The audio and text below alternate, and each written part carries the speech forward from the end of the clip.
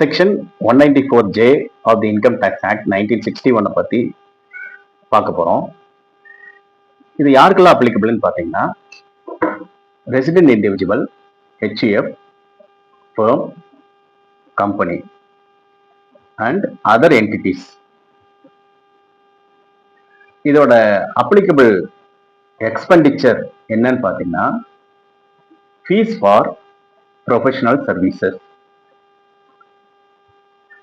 fees for technical services, fees for royalty, fees for director remuneration. இதோட amount அப்ளிகபிலிட்டின்னு பார்த்தீங்கன்னா, limit of the amount 50,000 per annum. 50,000க்கு மேலே போச்சுன்னா அவருக்கு டிடிஎஸ் அப்ளிகபிள் ஆகும். இன்கேஸ் டைரக்டர் ரெமுனரேஷன் அந்த எக்ஸ்பெண்டிச்சருக்கு லிமிட் வந்து அப்ளிகபிள் ஆகாது. அதாவது 50,000 லிமிட் வந்து இவருக்கு அப்ளிகபிள் ஆகாது. மற்றவங்களுக்கெல்லாம் அந்த 50,000 லிமிட் கிராஸ் ஆகும்போது பேர் ஆனம் டிடிஎஸ் ரேட் அப்ளிகபிள் ஆகும். இதோட ரேட் ஆஃப் டேக்ஸ் எவ்வளோன்னு பார்த்தீங்கன்னா, 2 டைப்பாக இருக்கு. ஒன்று வந்து 10%, இன்னொன்று வந்து 2%. இப்போ 10% அப்படின்னு பார்த்தீங்கன்னா, அதுக்கு சில எக்ஸ்பெண்டிச்சர் இருக்கு. அது என்ன லிஸ்ட்னா, 10% ஆஃப் தி ப்ரொஃபஷனல் சர்வீசஸ்,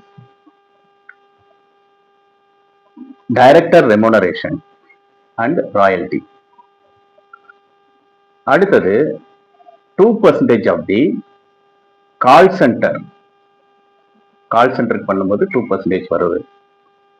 அடுத்தது fees for technical services, royalty in case of cinematograph films. இதுக்கெல்லாம் அப்ளிகபிள் ஆகும். இது ப்ரொஃபஷனல் சர்வீசஸ் அப்படின்னு பார்த்தீங்கன்னா, எக்ஸாம்பிள் ஆடிட்டர் வருவார், அட்வொகேட்ஸ் வருவாங்க, டாக்டர்ஸ் வருவாங்க. அந்த ஒரு ப்ரொஃபஷனல் லிஸ்ட் இருக்கு.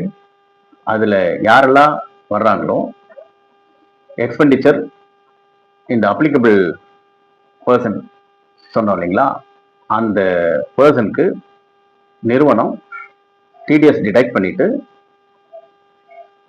7th பேமெண்ட் பண்ணணும், ரிட்டனும் பதிவு பண்ணணும். அப்போதான் அந்த எக்ஸ்பெண்டிச்சர் அலௌடாக மாறுது. இந்த காணொலி உங்களுக்கு பயனுள்ளதாக இருக்கணும்னு நான் நம்புகிறேன். தேங்க்யூ.